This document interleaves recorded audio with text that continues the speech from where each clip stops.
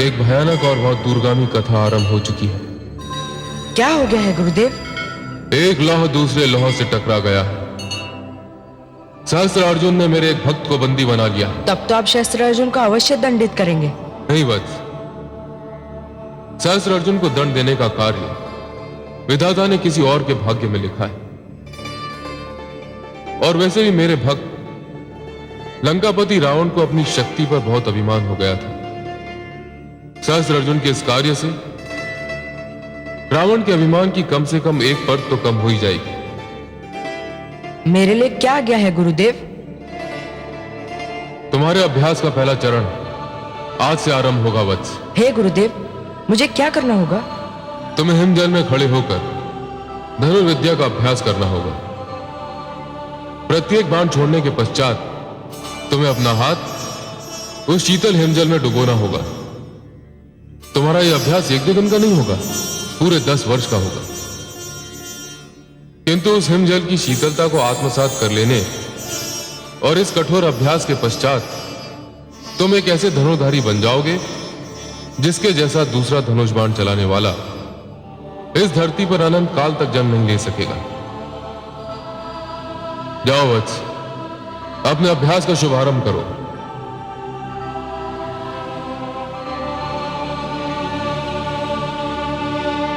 जाओ वत्स।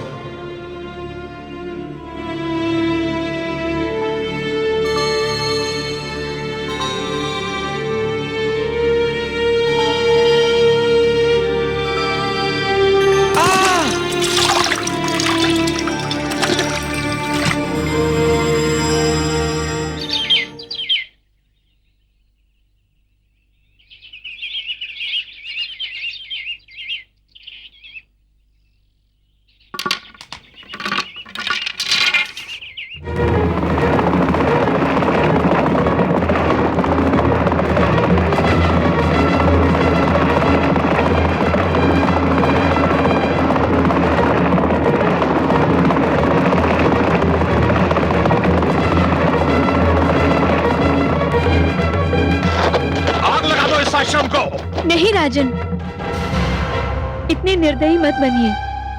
अभी तो इस आश्रम को बने एक पहर भी नहीं बीता है।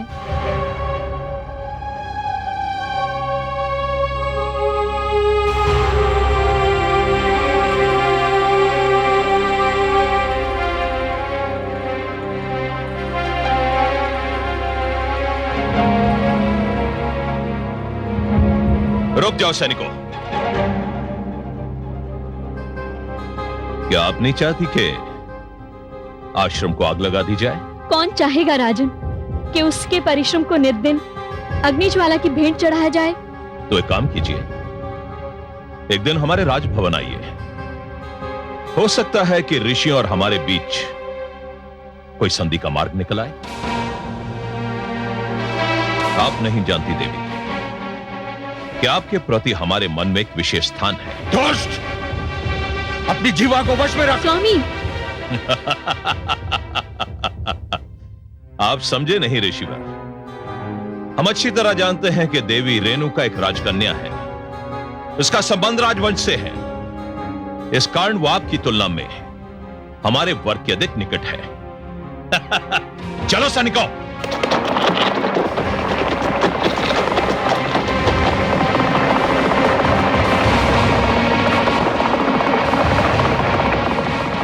तुमने मुझे क्यों रोका रेणुका?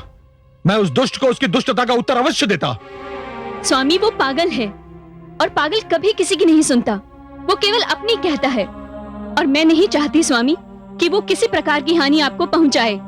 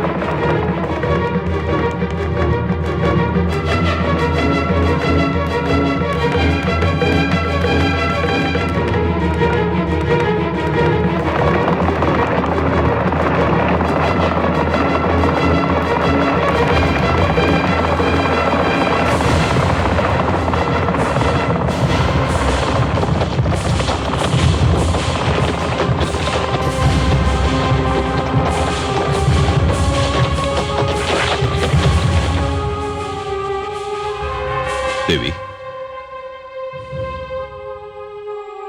आप चाहते क्या हैं राजन? क्यों आप बार बार हमारी एकाग्रता को भंग करने के लिए आ जाते हैं? तुम्हें यह बताने के लिए देवी कि कोमल पुष्प केवल मधुवन की शोभा बनते हैं। यदि आपको ये पता है तो आपको इस बात का भी ज्ञान होगा राजन कि राजा राजमहलों की शोभा बढ़ाते हैं। वे बार बार आश्रमों और पाठशालाओं पर आकर अपने घोड़े की टापों से उनका विध्वंस नहीं करते, उनका नाश नहीं करते राजन। हम केवल राजा नहीं देवी, सम्राट सहस्त्रार्जुन है। यह पूरा क्षेत्र हमारा है और इस क्षेत्र के कण कण पर हमारा अधिकार है। आप कब तक हमारी सहनशीलता की परीक्षा लेते रहेंगे राजन? विचित्र बात है, यही प्रश्न तो हम आपसे करने वाले थे। अर्थात कब तक ली जाती रहेगी हमारी सहनशीलता की परीक्षा? अब तक हम शीतल पवन के झोंके के लिए दम साधे खड़े रहेंगे। प्रतीक्षा करते करते एक दिन तुम्हारा दम घुट जाएगा राजन। मैं सहस्त्रार्जुन हूं देवी, इससे पहले मैं अपने हर प्रतिद्वंदी की सांसें छीन लूंगा। राजन, किस प्रतिद्वंदी की बात कर रहे हैं आप? यदि आप अब भी नहीं समझे ऋषिवर, तो कभी नहीं समझ पाएंगे। तो फिर आप ही समझा दीजिए ना राजन। कोई आवश्यक नहीं ऋषिवर कि हर बात हर एक की समझ में आ जाए। समझने वाले स्वयं ही समझ लेते हैं। चल!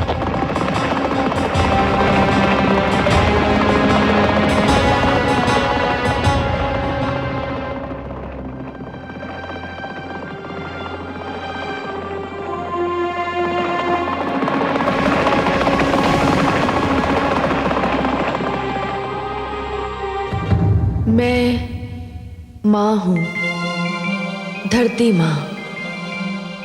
ठिठुरते पानी में, कपकपाते शीत में बालक परशुराम ने अपने गुरु शिव शंकर के आदेश पर धनुर्विद्या का कठोर अभ्यास आरंभ किया था। हर दिन उस बालक के धैर्य की परीक्षा कर रहा था, पर वो हर परीक्षा में सफल होता रहा और इस प्रकार 10 वर्ष बीत गए।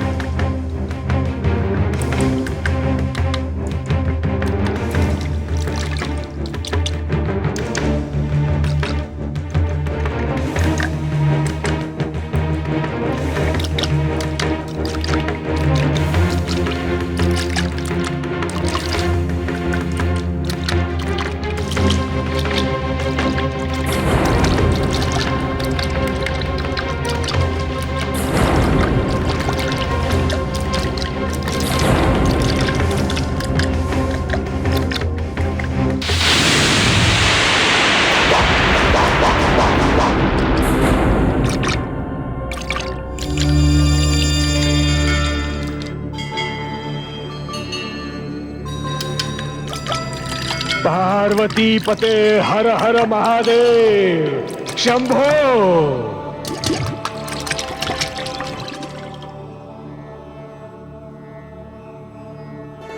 शंभो, हे शिव शंभो, शंभो। उठो वत्स। शंभो, इस कठिन अभ्यास के फलस्वरूप, जो किसी भी प्रकार एक कठोर तपस्या से कम नहीं था, तुमने अपने आप को धनुर्विद्या का सर्वोत्तम जानकार बना लिया है। शंभो, इस हिमजल की शीतलता को सहन करके तुमने अपने आप को एक ऐसा आचार्य बना लिया है जिसका उदाहरण ना अभी तक कभी हुआ है, ना ही भविष्य में होगा। धन्यवाद गुरुदेव। परंतु हे शंभो, हे देवाधिदेव, मैं आचार्य नहीं बनना चाहता। मेरे जीवन का प्रथम और अंतिम लक्ष्य धूर्त सहस्त्रार्जुन के आतंक का अंत करना है, जो उसके वध के बिना संभव नहीं है। शिव शंभो, मैं जानता हूं, जितने समय तुम अपने अभ्यास में लीन थे, वो दुष्ट इतना बड़ा आतताई, आतंकवादी और बलात्कारी बन चुका है कि सारी धरती कर रहा उठी है। उसने आपके पिता सहित सभी ऋषियों का जीवन दयनीय बना दिया है। अब उसके आतंक का अंत करना आपके हाथों में। मेरा आशीर्वाद आपके साथ है। हे देवाधिदेव, परंपरा है कि शिक्षा पूर्ण होने के उपरांत हर शिष्य अपने गुरु के चरणों में गुरु दक्षिणा अर्पित करता है। मुझे आदेश दीजिए हे शिव शंभो कि आपके चरणों में यह आपका शिष्य क्या गुरु दक्षिणा भेंट करे। गुरु दक्षिणा गुरु का जन्म सिद्ध अधिकार है, वो तो मैं अवश्य लूंगा, किंतु अभी नहीं। अभी तो जो आपकी इच्छा है वही मेरी इच्छा भी है। सहस्त्र अर्जुन के अत्याचारों का अंत जब यह कार्य संपन्न हो जाएगा तब मैं गुरु दक्षिणा भी अवश्य लूंगा। हे देवाधिदेव, हे शिव शंभो, आप जब भी गुरु दक्षिणा मांगेंगे और जो भी मांगेंगे मुझे उसे देने में हार्दिक प्रसन्नता होगी।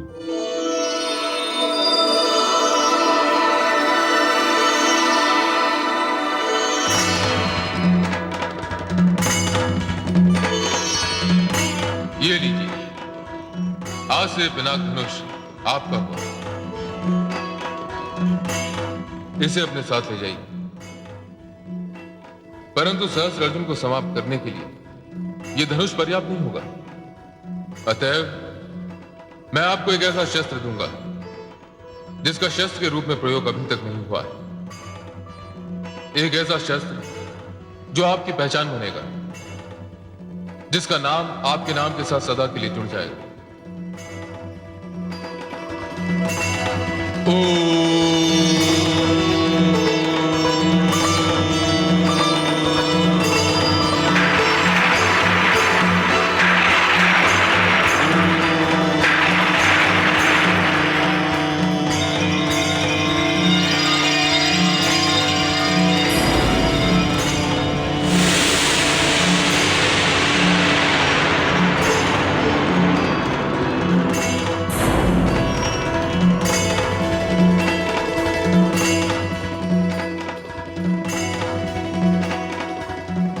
हे राम, ये परशु है, इसे लीजिए और अपने अभियान का शुभारंभ कीजिए। इस परशु के कारण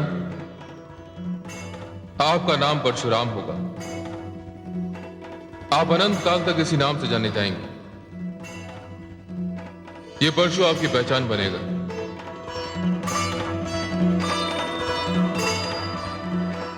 आपको पूरी रात इस शस्त्र की पूजा करनी होगी।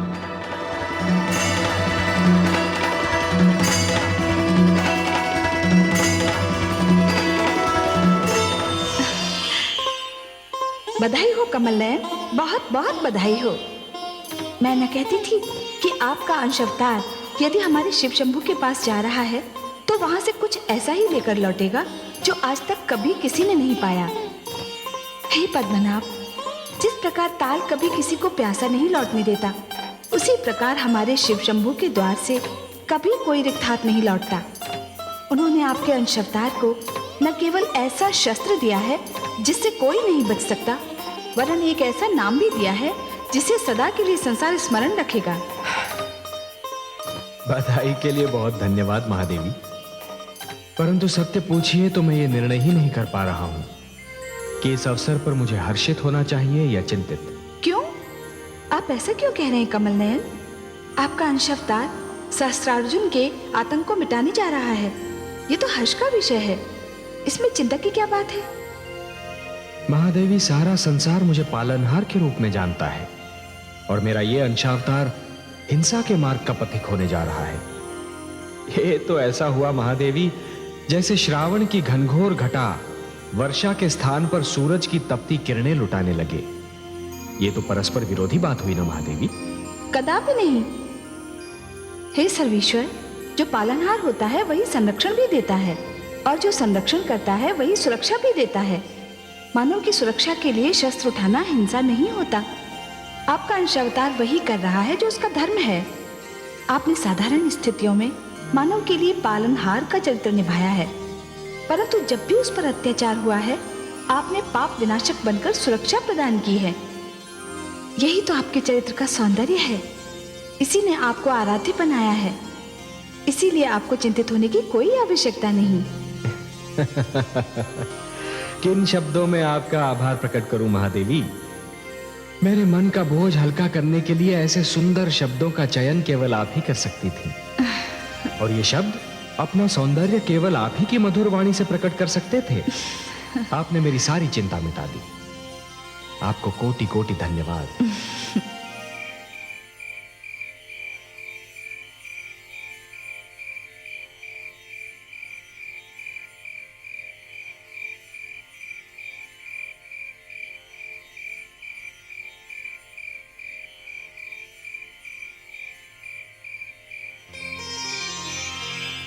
रेणुका,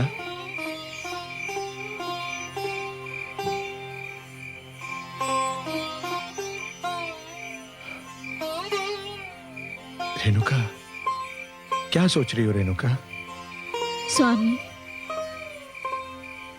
पूरे 10 वर्ष बीत गए हैं, मैंने राम को नहीं देखा। पता नहीं जीते जी मैं उसका मुख देख भी पाऊंगी कि नहीं। ऐसा मत कहो रेणुका, धीरज रखो। भगवान के घर देर है, अंधेर नहीं है। वो अवश्य लौटेगा। कब लौटेगा स्वामी? जब मेरे नैनों की ज्योति बुझ चुकी होगी, जब मेरे सांसों की श्रृंखला टूट चुकी होगी, तब लौटेगा स्वामी। ऐसा मत कहो रेणुका, मुझे पूरा विश्वास है कि अब उसके लौटने में अधिक समय नहीं है। और फिर वैसे भी हमारे शेष 4 पुत्र तो हमारे साथ ही है ना। पिताश्री, क्या बात है पुत्र? लगता है उस दुष्ट सहस्त्रार्जुन को हमारे इस ठिकाने का भी पता चल गया। हाँ पिताश्री, उसके सैनिक तो इसी ओर आ रहे हैं। दुष्ट हमें धरती के किसी भी अंश पर चैन से जीने नहीं देगा। जिसने अपनी शक्ति का दुरुपयोग करने की ठान ली हो रेणुका, उसका सामना धीरज और सहनशीलता से किया जा सकता है। समाप्त हो गई है मेरी सहनशीलता, टूट गए हैं मेरे धीरज के बांध। अब मैं और धीरज नहीं धर सकती स्वामी। तो और हम कर भी क्या सकते हैं?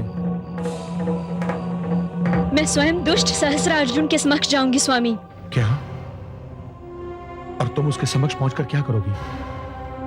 मैं उससे ये कहूंगी स्वामी कि आतंक और अत्याचार की भी एक सीमा होती है। कदाचित एक स्त्री की फटकार सुनकर उसे लज्जा आ जाए। नहीं रेणुका, मैं आपको उसका परामर्श नहीं दूंगा। क्यों स्वामी? देखो रेणुका, सहस्त्रार्जुन जो कुछ कर रहा है वो जानबूझकर कर रहा है, सोच समझ कर रहा है। लज्जा, आचरण, सभ्यता और शालीनता जैसे शब्द उसने अपने शब्दकोश से निकाल फेंके हैं। आप उसकी भाषा समझ नहीं पाएंगी और वो आपकी भाषा समझना नहीं चाहेगा। रेणुका, आपको वहां जाने से कोई लाभ नहीं होगा। स्वामी, मैं एक ऋषि पत्नी भी हूं और एक राजकन्या भी। इसलिए मुझे भली भांति ज्ञात है कि राजाओं से किस प्रकार की भाषा में बात की जानी चाहिए। मेरा विश्वास कीजिए स्वामी, जिस प्रकार मैं सहस्त्रार्जुन से बात करूंगी, उसकी निर्लज्जता का कवच चीर चीर हो जाएगा।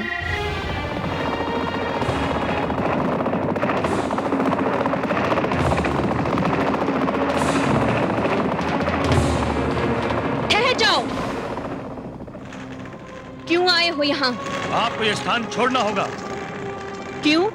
क्योंकि इस स्थान के स्वामी महाराज सहस्त्रार्जुन हैं और आपने ना तो ये भूमि मोल ली है और ना इस पर बसने के लिए निवास कर दिया है।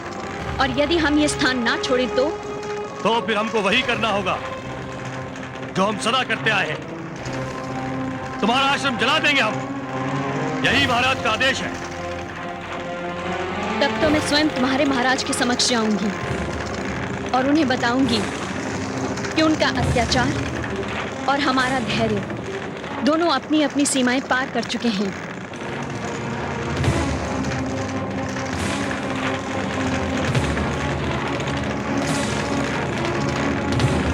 रेणुका, आप चिंता ना करें स्वामी, मैं शीघ्र लौट आऊंगी।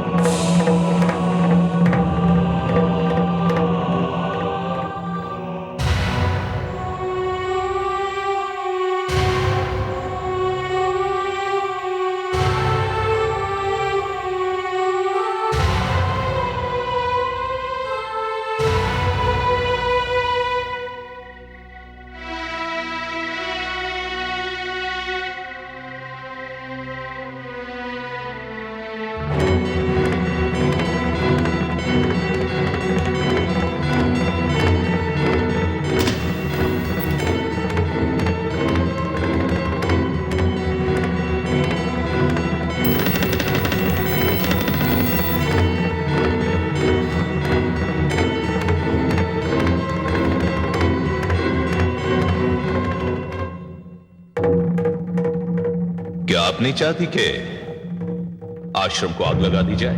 कौन चाहेगा राजन कि उसके परिश्रम को नित दिन अग्नि ज्वाला की भेंट चढ़ाया जाए? तो एक काम कीजिए, एक दिन हमारे राजभवन आइए। हो सकता है कि ऋषि और हमारे बीच कोई संधि का मार्ग निकल आए। आप नहीं जानती देवी कि आपके प्रति हमारे मन में एक विशेष स्थान है। आप समझे नहीं ऋषिवर। हम अच्छी तरह जानते हैं कि देवी रेणुका एक राजकन्या है, उसका संबंध राजवंश से है। इस कारण वो आपकी तुलना में हमारे वर्ग के अधिक निकट है। यदि आप अब भी नहीं समझे ऋषिवर, तो कभी नहीं समझ पाएंगे। तो फिर आप ही समझा दीजिए ना राजन। कोई आवश्यक नहीं ऋषिवर कि हर बात हर एक की समझ में आ जाए। समझने वाले स्वयं ही समझ लेते हैं। कोई आवश्यक नहीं ऋषिवर कि हर बात हर एक की समझ में आ जाए। समझने वाले स्वयं ही समझ लेते हैं।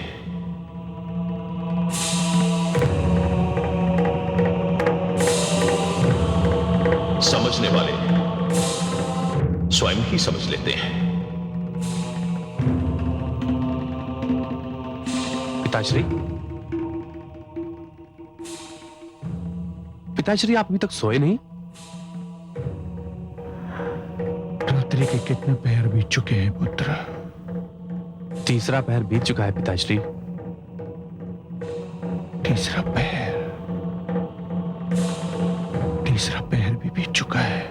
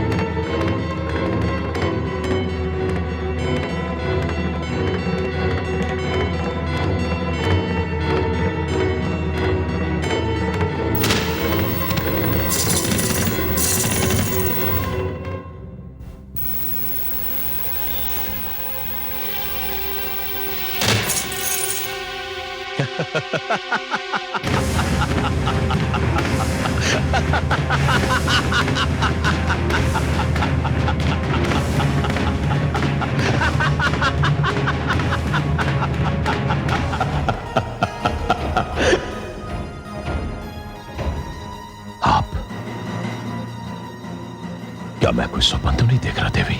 नहीं सहस्त्रार्जुन, तुम स्वप्न नहीं देख रहे हो।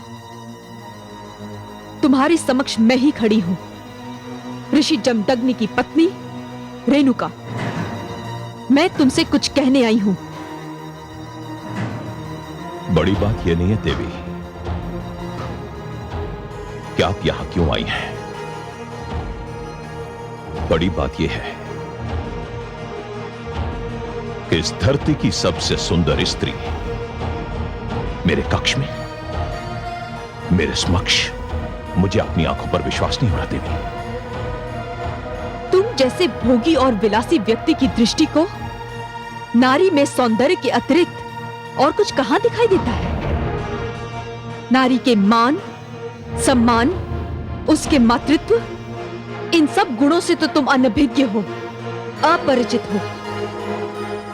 और ये कोई गुण नहीं है, अभिशाप है सहस्त्रार्जुन। सुंदरता तो हर नारी का सर्वश्रेष्ठ गुण है देवी। आप क्या जाने, आपको पहली बार देखकर फिर देखना, बारंबार देखना मेरे जीवन की इच्छा बन चुकी थी। ये रूप, ये यौवन, ये सौंदर्य इस योग्य है कि आप जैसी स्त्री मुझ जैसे राजा के राजभवन की शोभा बने। यह तो दुर्भाग्य है, अत्याचार है कि तुम जैसी सुंदर स्त्री को ऋषि जमदग्नि जैसे ऋषि के रूखे सूखे जीवन का अंश बनना पड़ा। आओ सुंदरी, मेरी फैली हुई बाहें तुम्हारे निवास का सुंदरतम स्थान है। रुक जाओ सहस्त्रार्जुन, वासना में अंधे होकर ये ना भूलो कि मैं महान ऋषि जमदग्नि की पत्नी हूं और उनके 5 पुत्रों की माता भी। और समस्त संसार एक ऋषि पत्नी को माता की श्रेणी में रखता है।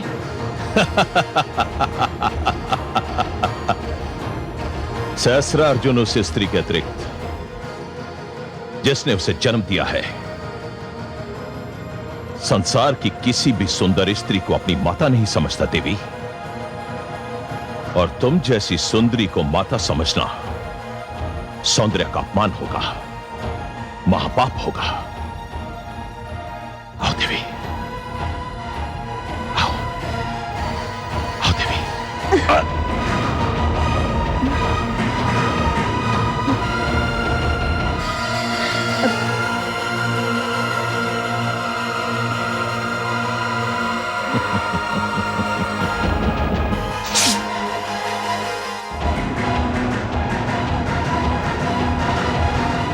दुष्ट, तू तुझे सहस्त्र बाहुओं का बल केवल तेरे शत्रु के लिए मिला था, किसी नारी के सम्मान के साथ खेलने के लिए नहीं। मैं चाहती तो तेरा वध भी कर सकती थी सहस्त्रार्जुन, किंतु मेरे पति को ये स्वीकार नहीं होगा। मेरी तलवार से आज तुझे जो घाव लगा है, उसका रक्त आज जीवन बहता रहेगा।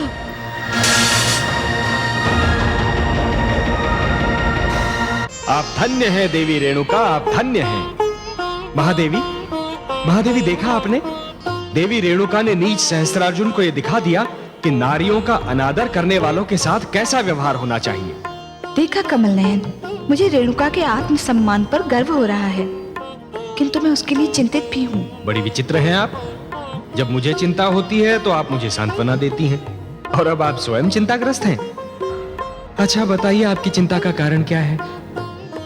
मैं स्त्री हूँ कमल नयन, इसी कारण मैं पुरुष के स्वभाव को भली भांति जानती हूँ। संदेह पुरुष के स्वभाव का एक विशेष अंग है।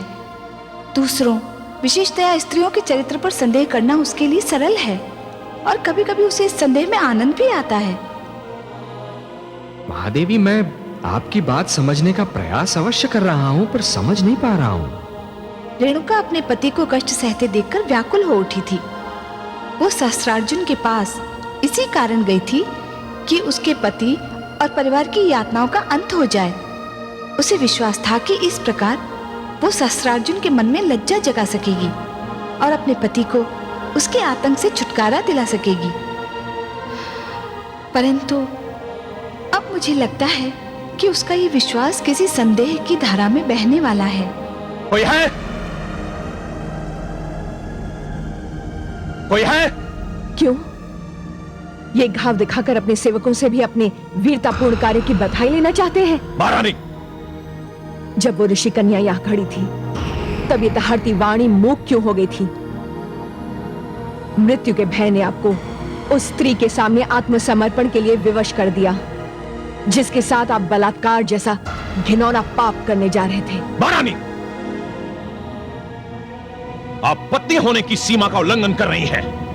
मैंने तो केवल एक पत्नी होने की सीमा का उल्लंघन किया है, किंतु आपने तो गौ माता की चोरी करा के क्षत्रिय धर्म और पूर्वजों की दी हुई संस्कृति की सीमा का उल्लंघन किया है। ऋषियों के आश्रम जलाकर आचरण की सीमा का उल्लंघन किया है। व्यभिचारी और विलासी बनकर समाज की हर सीमा का उल्लंघन किया है। और आज तो आपने एक पतिव्रता नारी, एक आदर्श माता और एक आदरणीय देवी के सम्मान पर आक्रमण करके मानवता की हर सीमा का उल्लंघन कर डाला। महारानी मृण्मयी, बस। यदि एक भी शब्द मुंह से निकला तो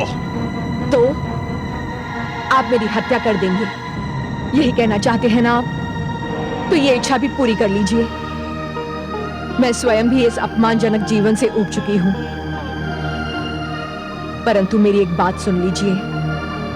आज आपने जो किया है, उसके क्या परिणाम होंगे, आप उसकी कल्पना भी नहीं कर सकते। मैंने यहां किसी को इसलिए पुकारा था कि वो मेरे घावों पर लेप लगाए, इसलिए नहीं कि वो मेरे घावों पर नमक छिड़के।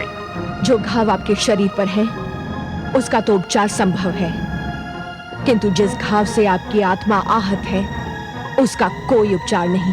महारानी, हाथ क्यों रोक लिया स्वामी?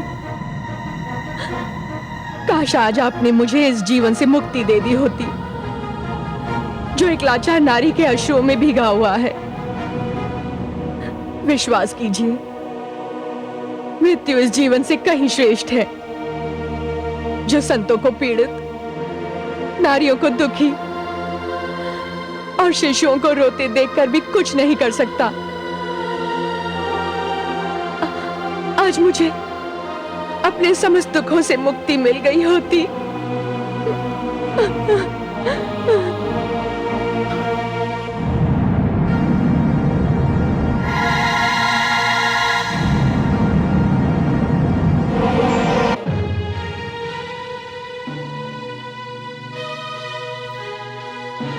रुक जाओ सैनिकों।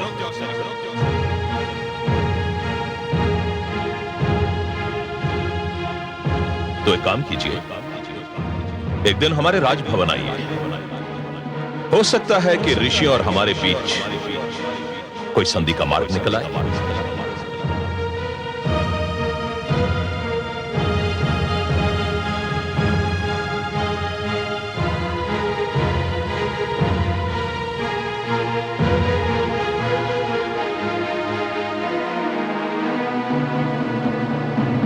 स्वामी,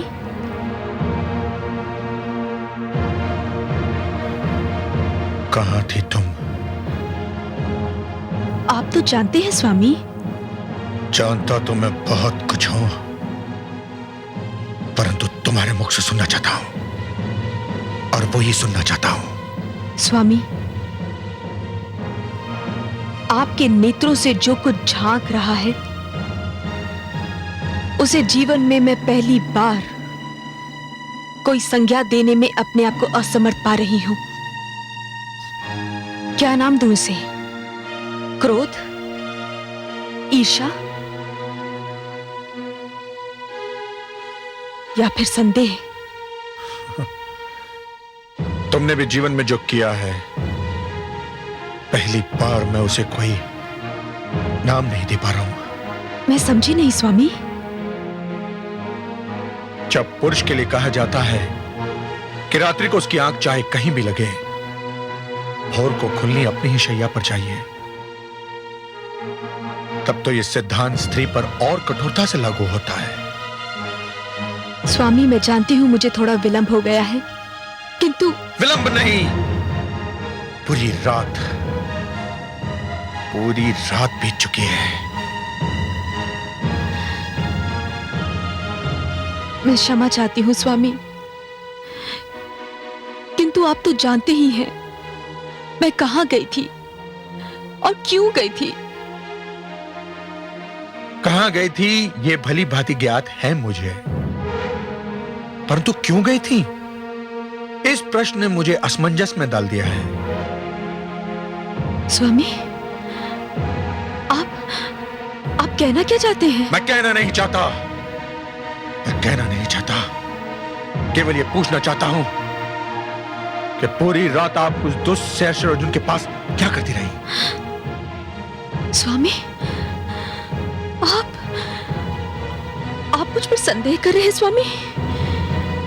ये मेरे प्रश्न का उत्तर नहीं है। आप मेरे पति हैं, मेरे स्वामी हैं, मुझसे प्रश्न करने का अधिकार है आपको,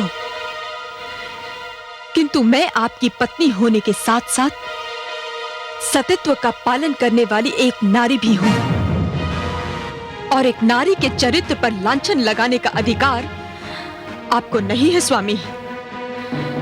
मैं चाहती तो आपके हर प्रश्न का उत्तर दे सकती थी, किंतु नारीत्व के सम्मान की सौगंध अब नहीं दूंगी। क्यों?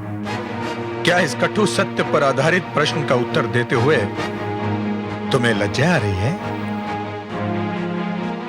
लज्जा नहीं आ रही है स्वामी। मैंने ऐसा कोई कार्य नहीं किया है जिस पर मुझे लज्जा आए। पति और पत्नी का संबंध एक ऐसी कोमल भावना पर आधारित होता है जिसका नाम विश्वास है, और जब आपको मुझ पर विश्वास ही नहीं रहा स्वामी, तो मेरा कोई भी उत्तर, मेरा कोई भी तर्क आपको संतुष्ट नहीं कर सकता। यह क्यों नहीं कहती कि तुम्हारे पास मेरे प्रश्न का कोई उत्तर नहीं, कोई तर्क नहीं? मुझे तर्क देने की आवश्यकता भी नहीं है स्वामी। मेरा समस्त जीवन आपके सामने है। मैं आपके पुत्रों की माता हूं। मैंने आजीवन आपकी सेवा की है। मैंने आपके पुत्रों को दूध के रूप में अपना लहू पिला पिला कर पाला पोसा है। जब आपका एक संदेह इतने सारे प्रमाणों को नकार सकता है, तो फिर किसी भी तर्क, किसी भी उत्तर का कोई महत्व नहीं रह जाता स्वामी। तो फिर तुम भी सुन लो। मैं ये बताने की आवश्यकता नहीं समझता कि मैं क्या करना चाहता हूं और क्यों।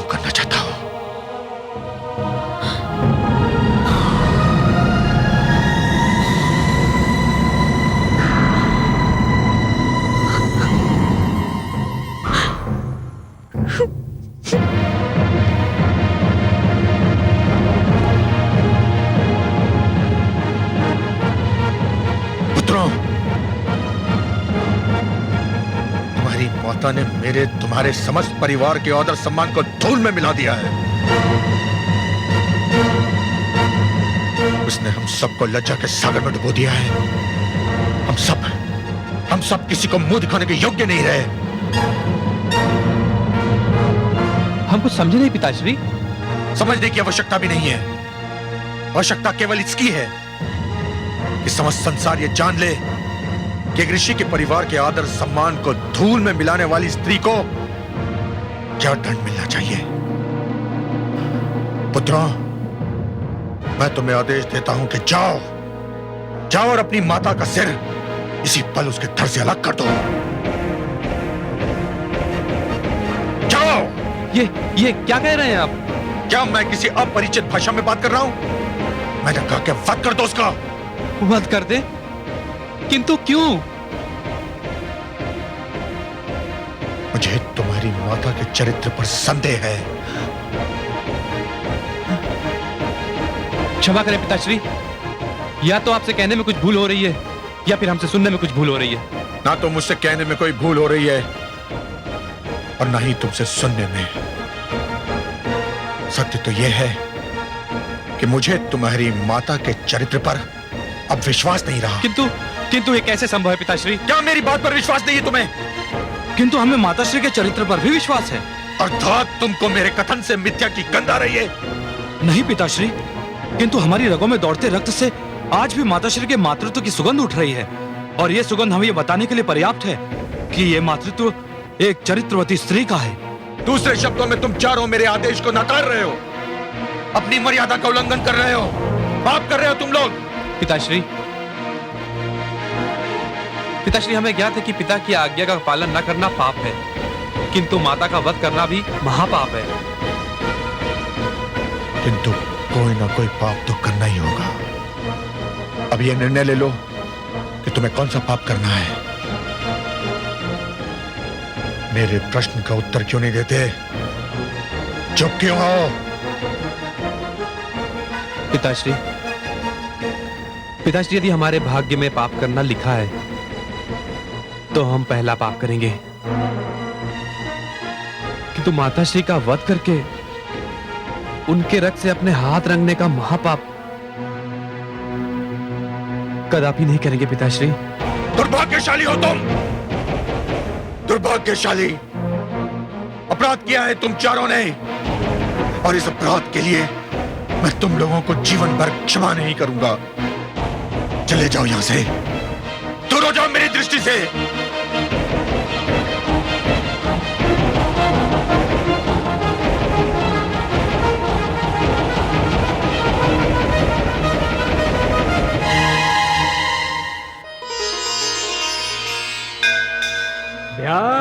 ध्यायेन नित्यम् महेशम्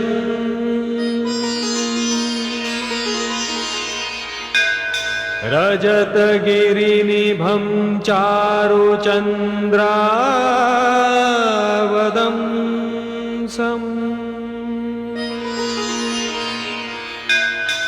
रत्नाकल्पोज्ज्वलाङ्गम् परशुमृगवराभीतिहस्तम्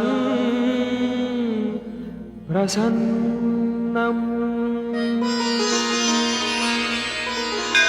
पद्मासीनं समन्तात्सुतम्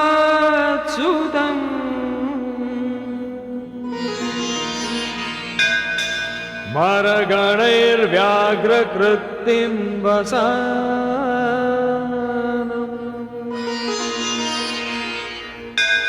विश्वाद्यं विश्ववन्द्यं निखिलभयहरम् पञ्चवक्त्रत्रिनेत्रम् पञ्चवक्त्रत्रिनेत्रम्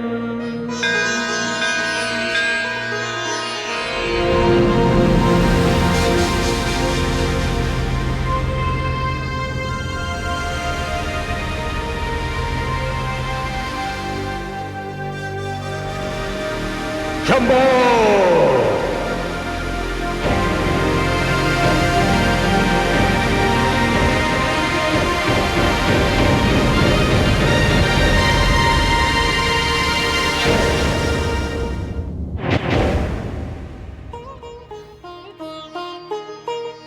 न जाने मेरे स्वामी मुझसे रुष्ट होकर कहाँ चले गए हैं। आप घबराइए मत माताश्री, अनुज और समस्त शिष्य उन्हें खोजने ही गए हैं और अब तक तो उन्हें खोज भी लिया होगा। वे आते ही होंगे माताश्री, आते ही होंगे। और मुझे पूरा विश्वास है कि पिताश्री का क्रोध भी अब तक शांत हो चुका होगा। पुत्र, मेरा दायां अंग भड़क रहा है, न जाने इसका क्या अर्थ है। माते, माते, क्या हुआ पुत्र? स्वामी का पता चला? नहीं माताश्री, हम लोग दूर दूर तक देख आए हैं, उनका कोई पता नहीं। आप कहाँ जा रही हैं माते? द्वार पर। क्यों? जब तक मेरे स्वामी लौट कर नहीं आ जाते, मैं द्वार पर ही उनकी प्रतीक्षा करूंगी, चाहे इस प्रतीक्षा में एक युग ही क्यों ना बीत जाए।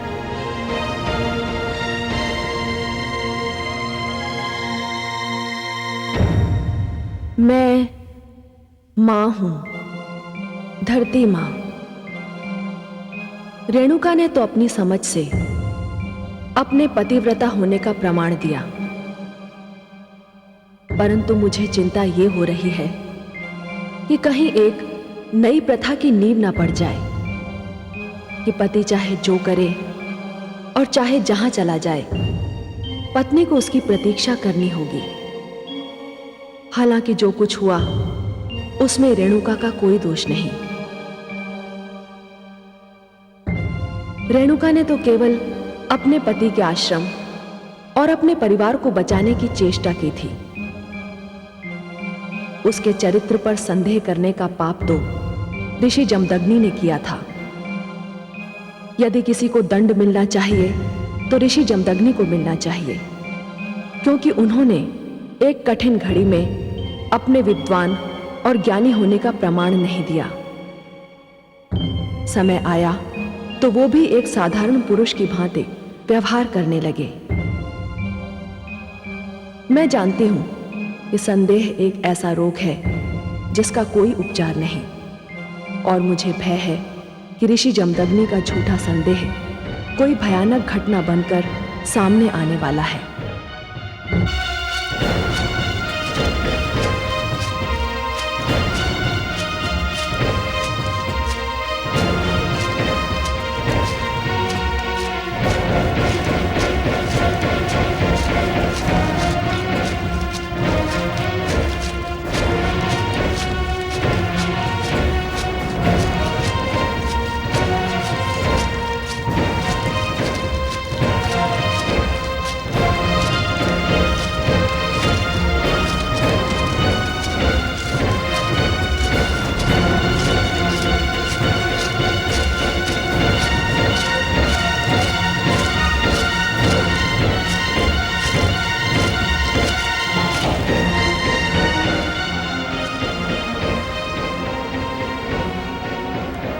पिताश्री,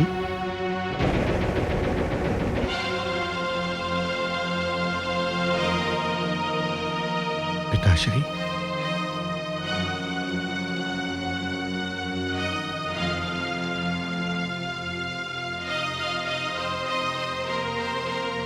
पिताश्री, मुझे नहीं पहचाना पिताश्री?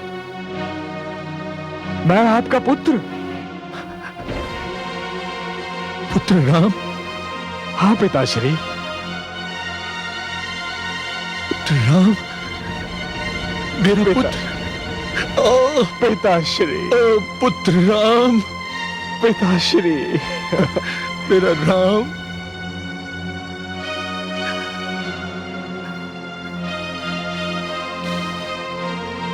पुत्र राम, मेरा राम। किंतु पिताश्री, अब मेरे गुरुदेव महादेव ने मेरा नाम परशुराम कर दिया है। परशुराम?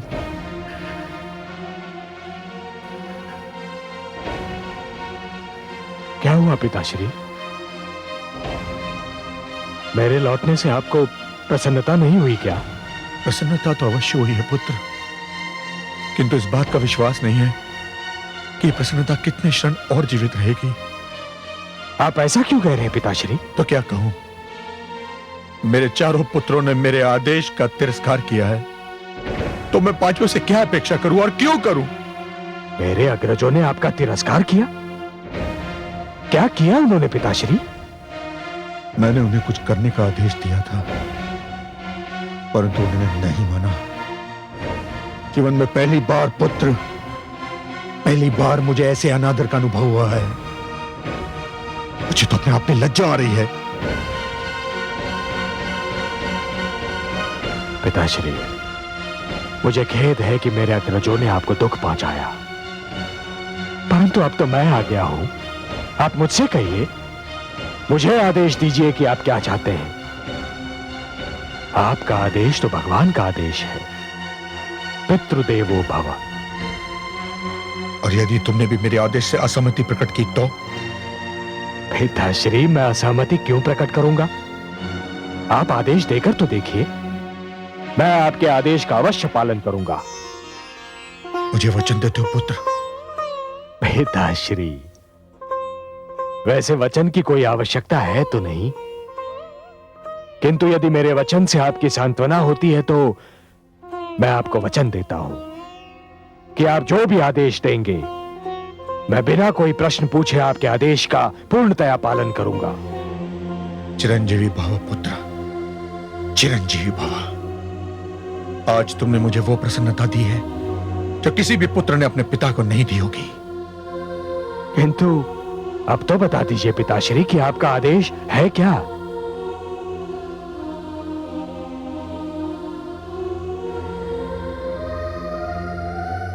आश्रम चलो पुत्र, वहां तुम्हें सब कुछ बता दूंगा मैं।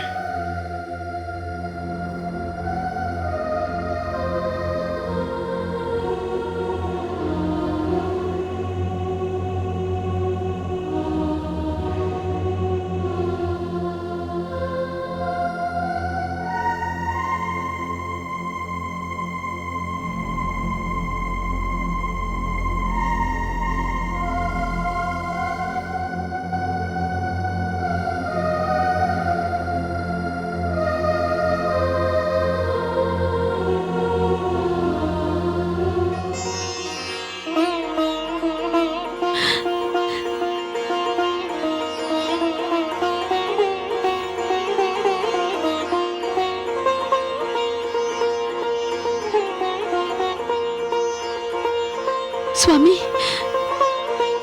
स्वामी आ रहे हैं, किंतु साथ में ये नवयुवक कौन है?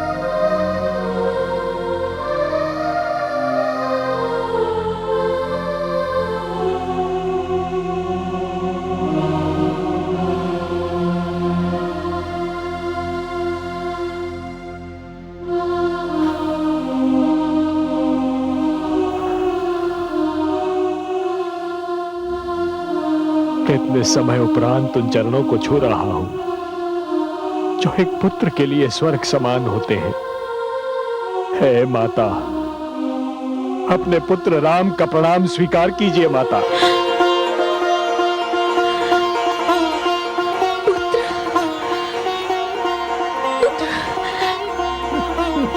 मेरा राम। हाँ माता।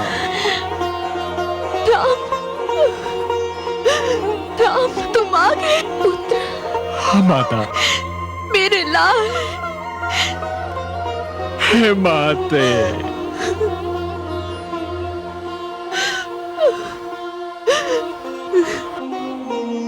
इसी क्षण के लिए तो मैं जी रही थी पुत्र। माता। हे माते।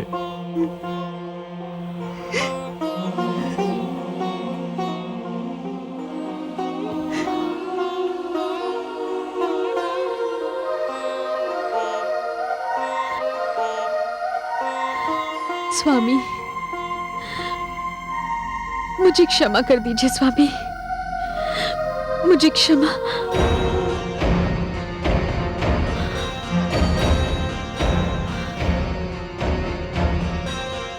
स्वामी,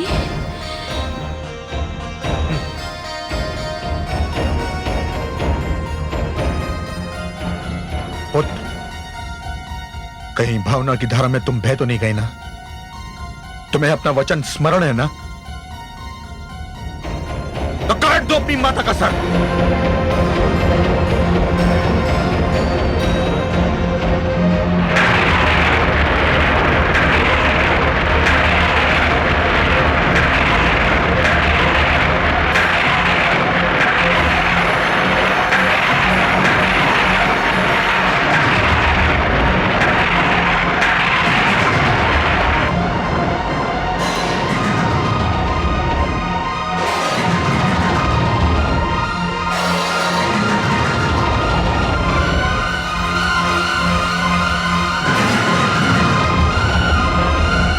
मेरी आज्ञा का पालन करने में इतना विलंब क्यों? काट दो अपनी माता का सर।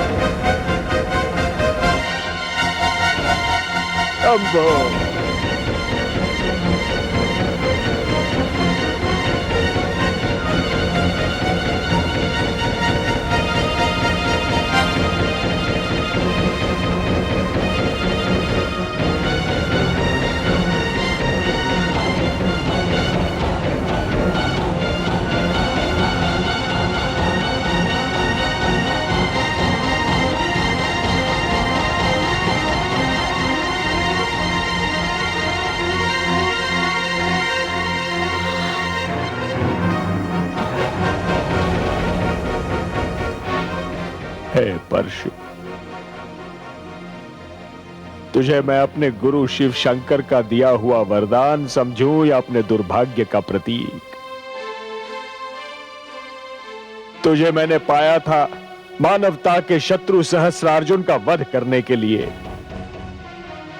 तुझे मैंने पाया था अपने माता पिता के शत्रु सहस्रार्जुन का वध करने के लिए।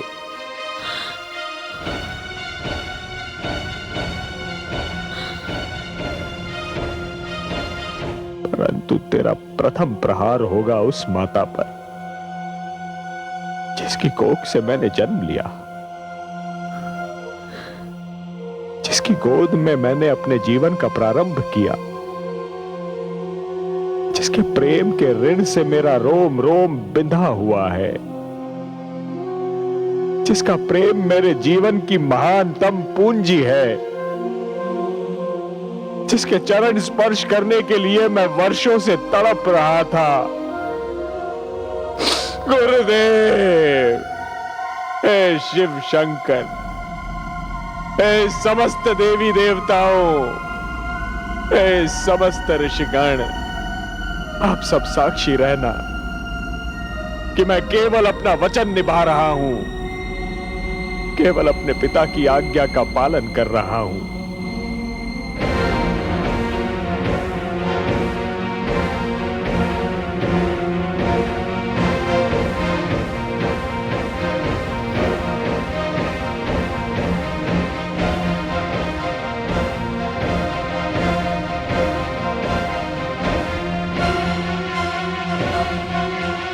हे माता,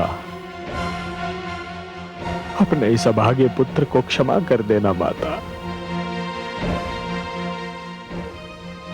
मैं वो करने जा रहा हूं जो आज तक किसी पुत्र ने नहीं किया होगा, और ईश्वर ना करे कि आज के उपरांत किसी पुत्र को करना पड़ जाए।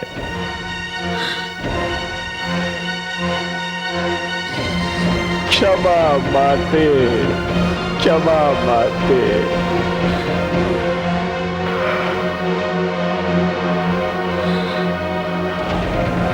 क्षमा माते,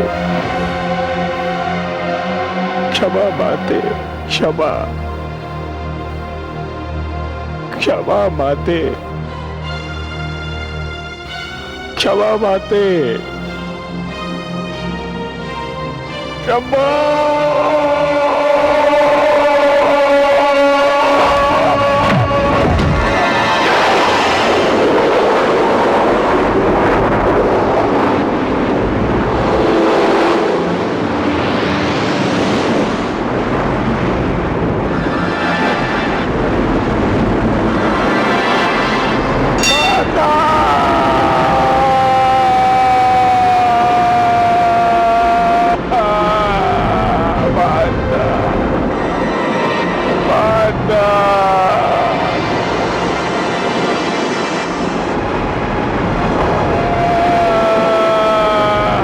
जुग जुग जियो मेरे पुत्र, जुग जुग जियो।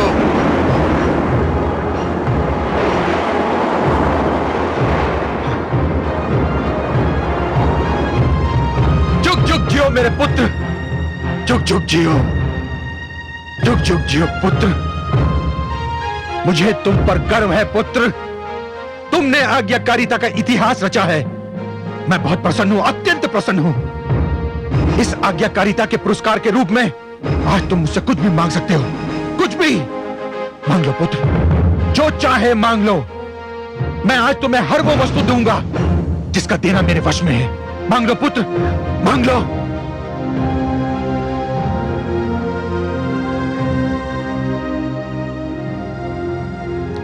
आप सत्य कह रहे हैं पिताश्री? क्या मैंने जीवन में कभी असत्य कहा है पुत्र? क्या चाहते हो तुम?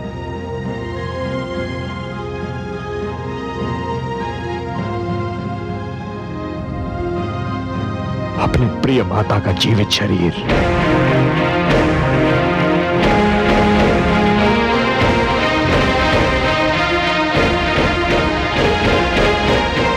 क्या क्या कहा तुमने? मुझे मेरी जीती जागती माता दे दीजिए। वो माता जिसके बिना इस जीवन का हर पल मेरे लिए नर्क समान है। पिताश्री, मुझे अपनी माता के जीवन के अतिरिक्त और कुछ नहीं चाहिए, और कुछ नहीं चाहिए। अब चुप क्यों है पिताश्री? मैंने आपको आदेश पालन का वचन देने में एक क्षण का भी संकोच नहीं किया था। आप अपना वर देने में इतना संकोच क्यों कर रहे हैं? मैं संकोच नहीं कर रहा हूं पुत्र, परंतु सत्य तो यही है कि मैं इस वरदान के लिए तैयार नहीं था। मुझे समझने में देर लग रही थी पुत्र। तुमने मेरी आज्ञा का पालन किया और मुझे यह भी नहीं पूछा कि आज्ञा क्या है। तो फिर मुझे भी यह पूछने का अधिकार नहीं था कि वर का वचन देने से पहले ये पूछ सकता कि तुम क्या मांगोगे। मैं वचनबद्ध हो चुका हूं पुत्र, और तुम्हें तुम्हारे पुरस्कार से वंचित नहीं करूंगा, नहीं करूंगा।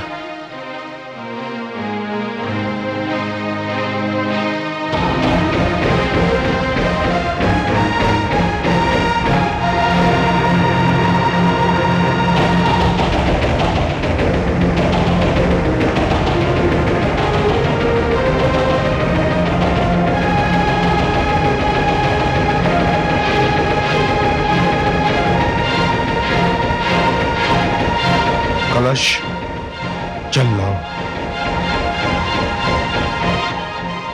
पिताश्री जल।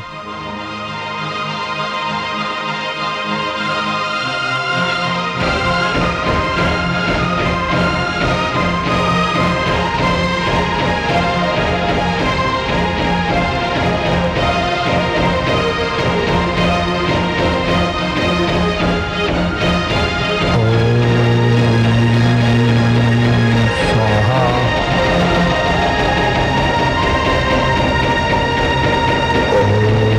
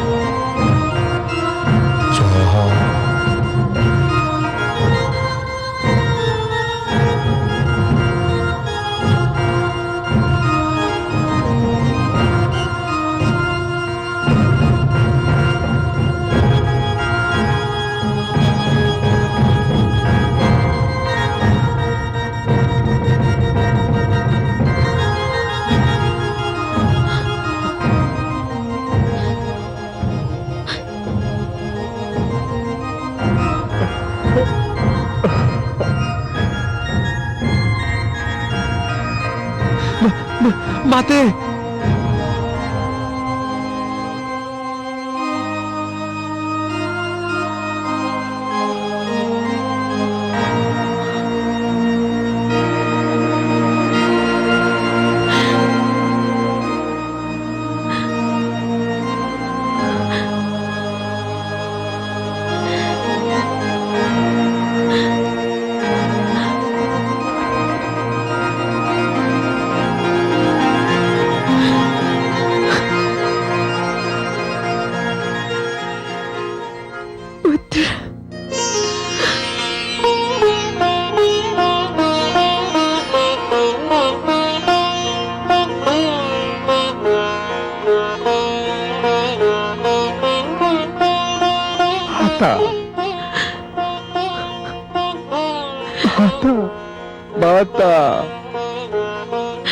माता, पुत्र, मेरा लाल पुत्र, हे माता,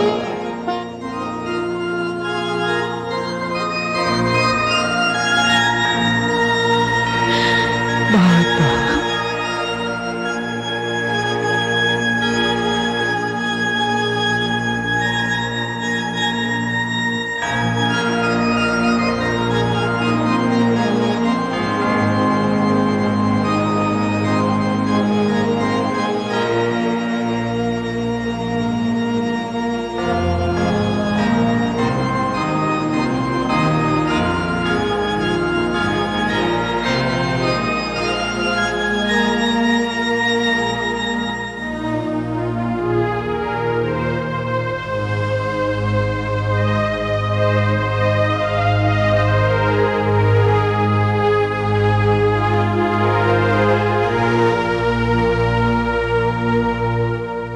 जब व्यक्ति महान बनने लगते हैं तो ऊंचाइयों को छूने लगते हैं। सारी सांसारिक बातें उसके लिए छोटी हो जाती हैं, उनका कोई महत्व नहीं रहता। ऋषि जमदग्नि तो महानता के शिखर पर पहुंच गए थे, तो आपसे यह कार्य कैसे हुआ पिताश्री?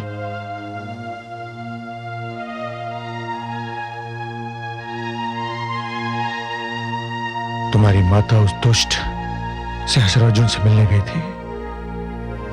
आने में उसे विलंब हुआ। जब मेरी नित्य की पूजा का समय भी समाप्त हो गया, तब धैर्य ने मेरा साथ छोड़ दिया और मुझे तुम्हारी माता के चरित्र पर संदेह होने लगा। जब आप जैसे गुरु, आचार्य और शास्त्रज्ञ अपनी पत्नी के चरित्र पर केवल इसलिए संदेह करने लगे कि वो केवल कुछ समय के लिए आपकी दृष्टि से ओझल हो गई थी, तो फिर साधारण पति पत्नी के बीच परस्पर सम्मान और विश्वास कभी प्रस्थापित नहीं हो पाएगा पिताश्री। तो क्या मेरा संदेह निराधार था? सर्वथा निराधार। इस बिना सिर पैर वाले संदेह का केवल एक ही आधार हो सकता है पिताश्री, कि मेरी माता एक नारी है, और नारी के चरित्र पर संदेह करना एक पुरुष के लिए बड़ा सहज होता है। नारी को आतंकित करने का एक बड़ा सरल उपाय है। पिताश्री, आप तो एक आचार्य हैं। सर्वसाधारण को परिवार की महत्ता, पारिवारिक संबंधों की आवश्यकता और गृहस्थ जीवन को शांतिमय बनाने का संदेश और उपदेश आप ही देते रहते हैं। यदि आप जैसे आचार्य ही नारी के चरित्र पर संदेह करने लगेंगे, तो नारी के लिए इस धरती पर जीना नरक समान हो जाएगा। किंतु पुत्र, आज मुझे बोलने दीजिए पिताश्री, आज मुझे बोलने दीजिए, क्योंकि अनजाने में ही सही, परंतु जो दुर्भाग्यपूर्ण घटना घटी है, उस घटना का मैं भी एक भागीदार हूं। नहीं पुत्र, इसमें तुम्हारा कोई दोष नहीं है। तुमने तो केवल आज्ञाकारिता का धर्म निभाया। आज्ञाकारिता हो या अपने पिता की आज्ञा का पालन करने का धर्म, फिर भी पिताश्री, किसी भी पुत्र को यह अधिकार कभी नहीं मिलना चाहिए कि वो अपने पिता की आज्ञा का पालन करने के लिए अपनी माता पर ही हाथ उठाए। मैंने आपका आदेश जाने बिना आपको वचन देने की भारी भूल की है। संदेह ने मेरी आंखों पर पट्टी बांधी थी पुत्र।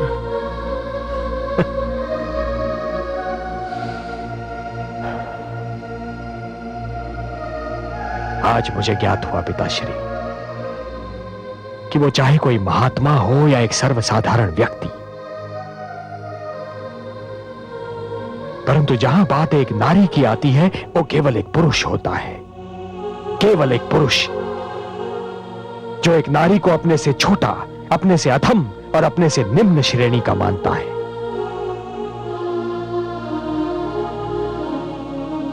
अब भूल गए पिताश्री कि मेरी माता ने आपके लिए क्या क्या किया। वो एक राजकन्या थी, राजभवन के ऐश्वर्य में उनका जन्म और पालन पोषण हुआ था, परंतु केवल आपके प्रेम के कारण उन्होंने एक ऋषि की कुटिया को अपना घर संसार बना लिया। उस प्रेम, उस त्याग और उस स्नेह का यही पुरस्कार मिलना था उन्हें?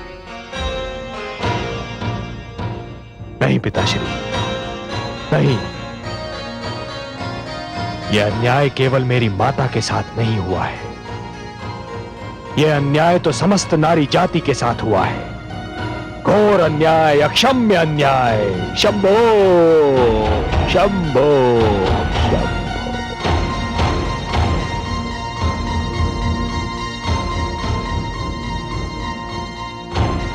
पुत्र, मुझे आभास हो रहा है कि मैंने अनावश्यक शीघ्रता से कार्य लिया। मुझे क्षमा कर दो पुत्र, मुझे क्षमा कर दो।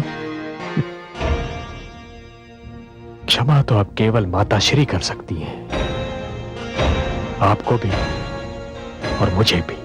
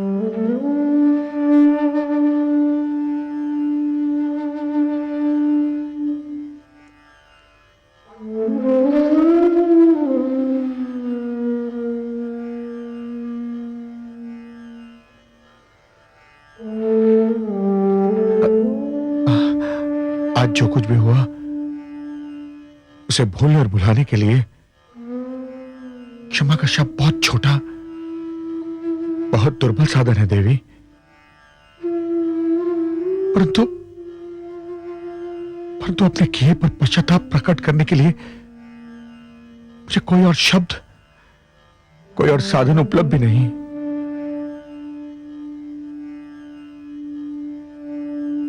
मुझे क्षमा कर दीजिए देवी, मुझे क्षमा कर दीजिए।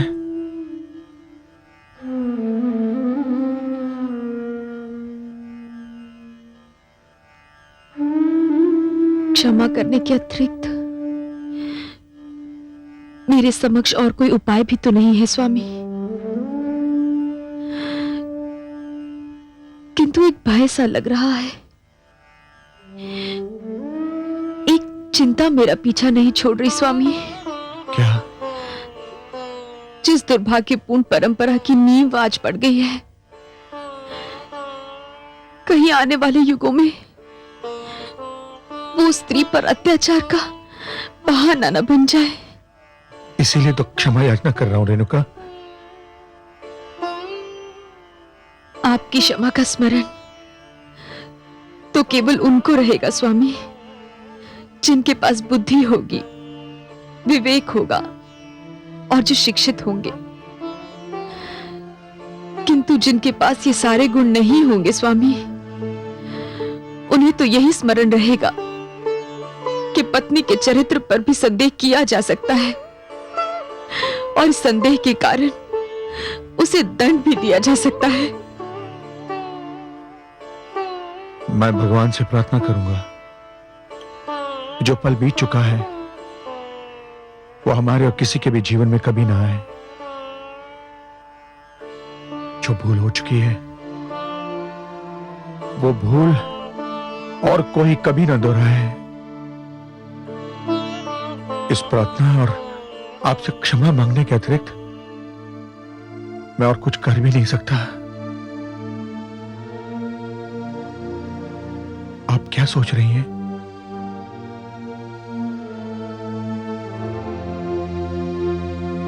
सोच रही हूं कि क्या कहूं स्वामी। मेरी नम्र विनती है कि इस घटना को भूल जाओ रेणुका। हाँ स्वामी, इस घटना को भूलना होगा।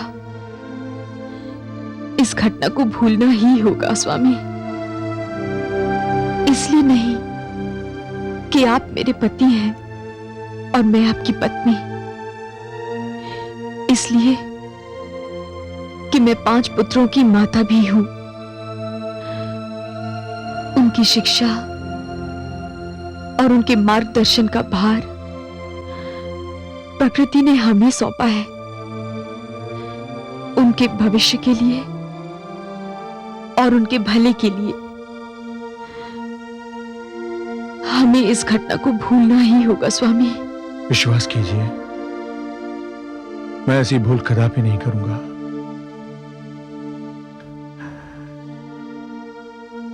देवी जैसी पत्नी के चरित्र पर संदेह करने का अपराध का दंड मुझे मिल चुका है और मुझे मिलता ही रहेगा। मेरी अंतरात्मा मुझे सदैव ही कचोटती रहेगी रेणुका।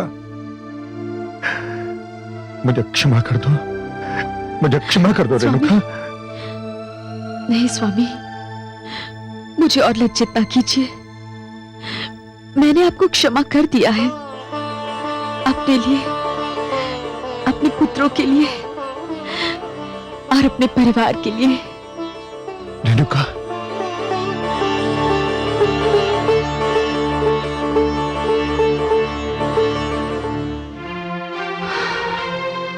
ये क्या हुआ कमल नयन?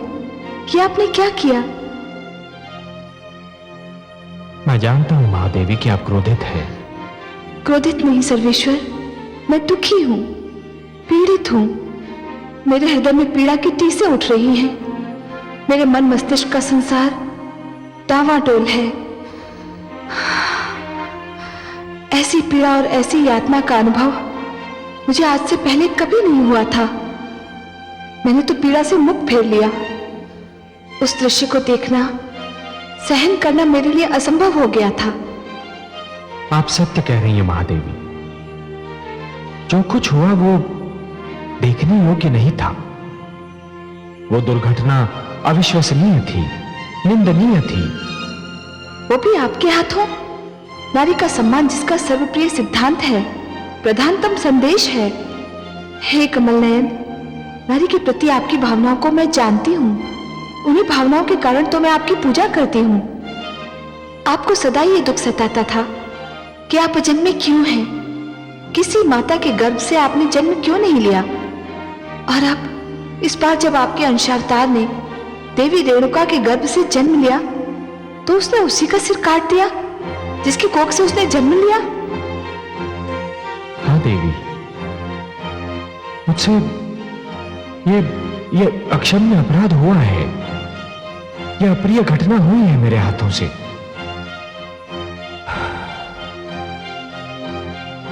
और यदि माता रेणुका को दोबारा जीवन नहीं मिलता तो कदाचित ये दुष्कर्म मेरी अंतरात्मा का पीछा कभी नहीं छोड़ता।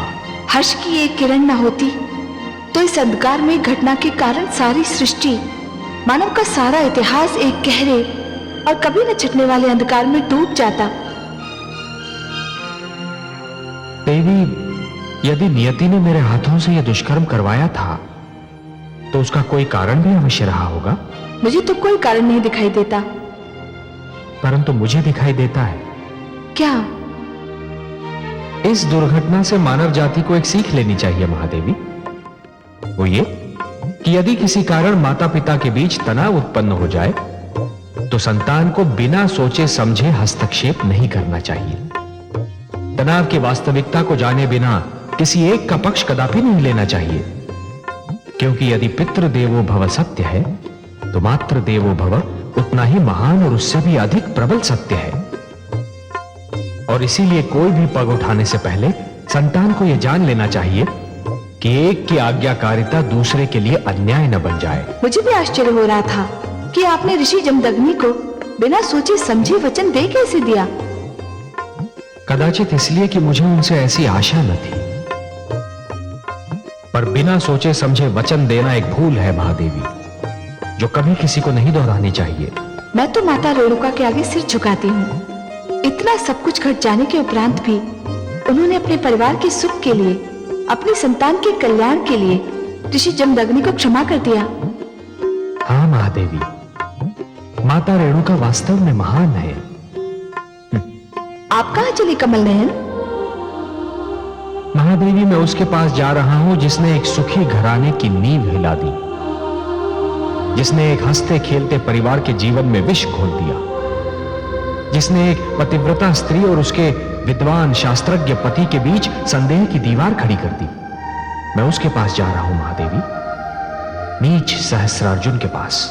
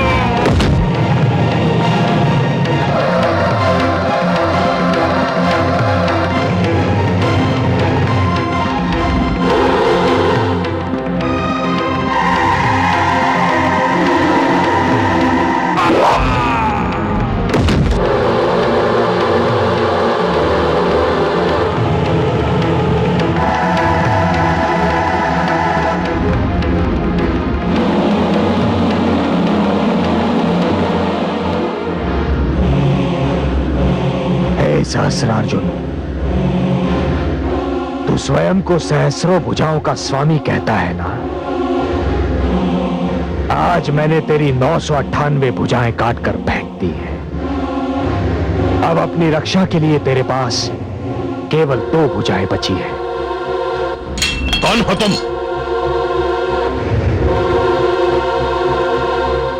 मैं वो हूं जो बाल्यकाल से तेरे अत्याचार का साक्षी रहा है। कौन है तू? परिचय दे अपना। मेरा परिचय जानना चाहता है तू? मेरा परिचय है तेरा अत्याचार। मेरा परिचय है वो अग्नि लीला जो आश्रमों और गुरुकुलों को समाप्त करने के लिए तू लगातार रचता रहा है। मेरा परिचय है उन आचार्यों, गुरुजनों, ऋषियों और विद्यार्थियों की कराहें जो तेरे आतंक का लक्ष्य बनते रहे हैं। हे कार्तवीर्य सहस्रार्जुन, मैं तेरे और तेरे वर्ग के अत्याचार के अंत की घोषणा हूं। एक अधर्मी के लिए धर्म का, अन्याय के लिए न्याय का और असत्य के लिए सत्य का प्रतीक हूं मैं ऋषि जमदग्नि का पुत्र राम हूं। वो राम जिसके हाथ में परशु है। मेरे राजभवन में पग रखने का साहस कैसे हुआ तुझको?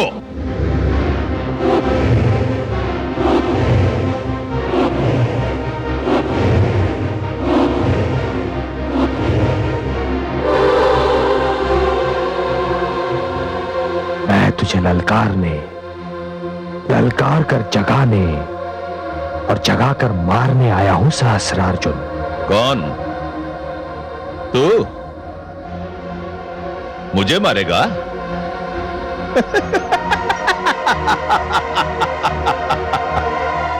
मैं तो समझता था कि यह मात्र कहावत है, परंतु नहीं, यह सत्य है कि जब वन के पशु को मृत्यु की इच्छा सताती है तो वो वन छोड़कर नगर की ओर भागता है।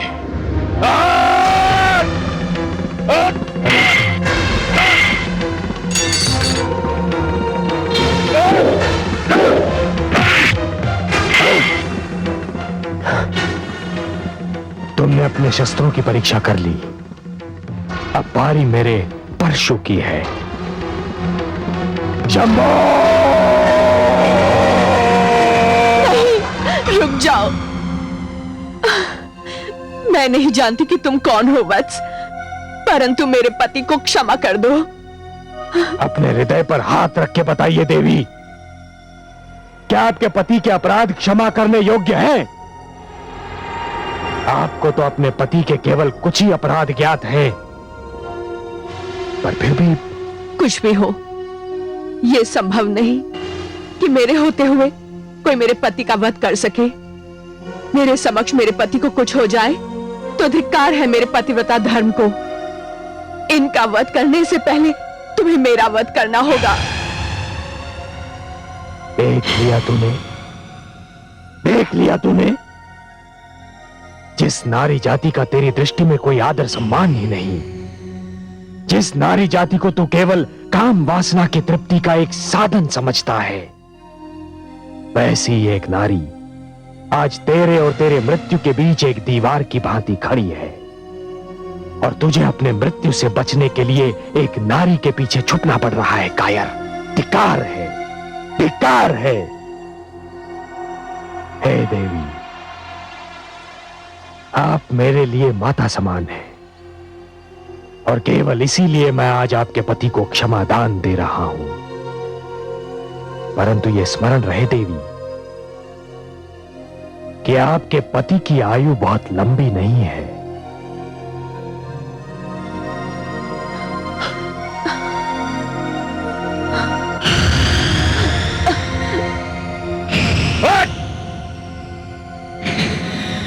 मूर्ख, तूने मुझे नहीं अपनी मृत्यु को जीवित छोड़ दिया है, और तू जीवन भर अपनी इस भूल के लिए हाथ मलता रहेगा। मैं प्रलय बनकर टूटूंगा तेरे सारे वंश पर किसी को मुझसे क्षमादान नहीं मिलेगा, बिल्कुल नहीं मिलेगा।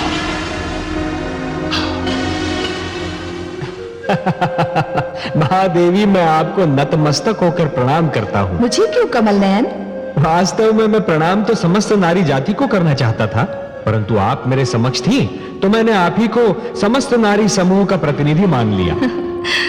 सत्य है कि बलिदान की यह भावना, ये स्नेह और निस्वार्थी प्रकृति केवल नारी को ही मिली है। हाँ कमल नयन, अपने पति के लिए अपने प्राण दांव पर लगा देना केवल नारी का ही स्वभाव है। अब देखिए ना, मृण्मयी जानती है कि उसका पति क्या है, क्या कर रहा है, पर जब उसके प्राणों पर संकट आया तो मृण्मयी ने अपने प्राण आगे कर दिए। हाँ महादेवी, नारी की यही भावना तो संसार में परिवार की कल्पना की दृढ़ नींव है, और इसी नींव पर पति पत्नी के नाते का विशाल भवन खड़ा होता है। मैं महारानी मृण्मयी को प्रणाम करता हूं नारी के प्रति आपका ये सम्मान ही आपको श्रेष्ठ और महान बनाता है।